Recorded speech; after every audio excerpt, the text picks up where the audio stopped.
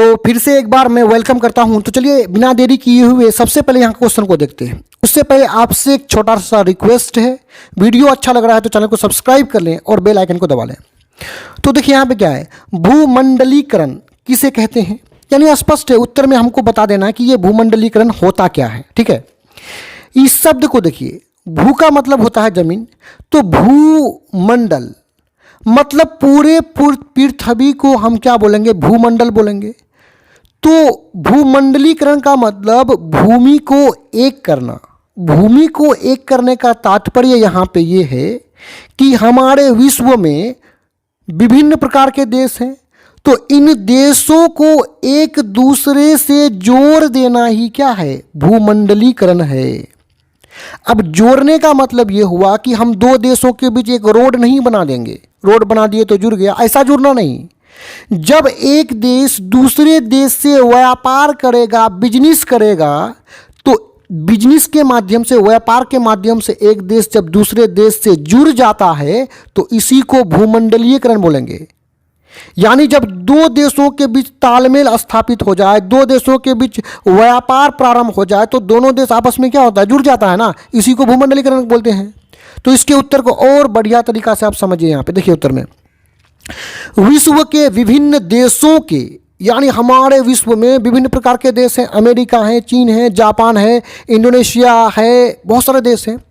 तो विभिन्न देशों के अर्थव्यवस्थाओं या क्षेत्रों मतलब एरिया को, जगह को, एक दूसरे के साथ जुड़ने की प्रक्रिया को भूमंडलीकरण कहते हैं। यानी विश्व के विभिन्न देशों के अर्थव्यवस्था या क्षेत्रों का एक दूसरे के साथ जुड़ने की प्रक्रिया को क्या बोलते हैं, भूमंडलीकरण बोलते हैं। यानी स्पष्ट है, भूमंडलीकरण में क्या होता है, विश्व के जो विभिन्न देश जो है उसके अर्थव्यवस्था या क्षेत्र जो है एक दूसरे के साथ क्या करता है, जुड़ता है।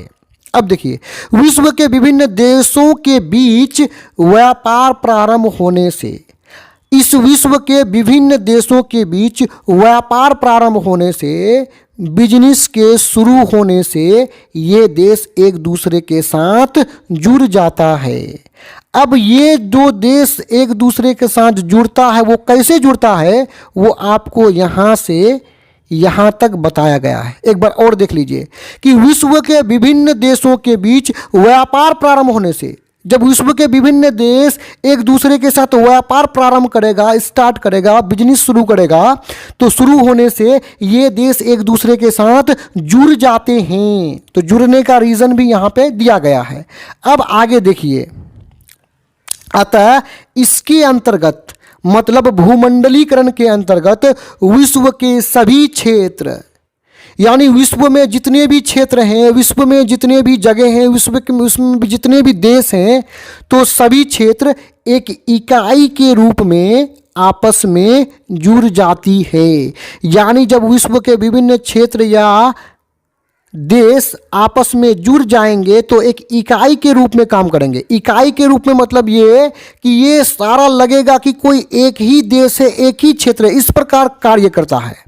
क्योंकि एक देश में दूसरे देश के वस्तुएं मिलते हैं, तो एक इकाई के रूप में ये आपस में जुड़ जाता है। तो यहाँ पे ये वीडियो समाप्त होता है। मैं उम्मीद करता हूँ वीडियो आपको समझ में आया होगा। धन्यवाद।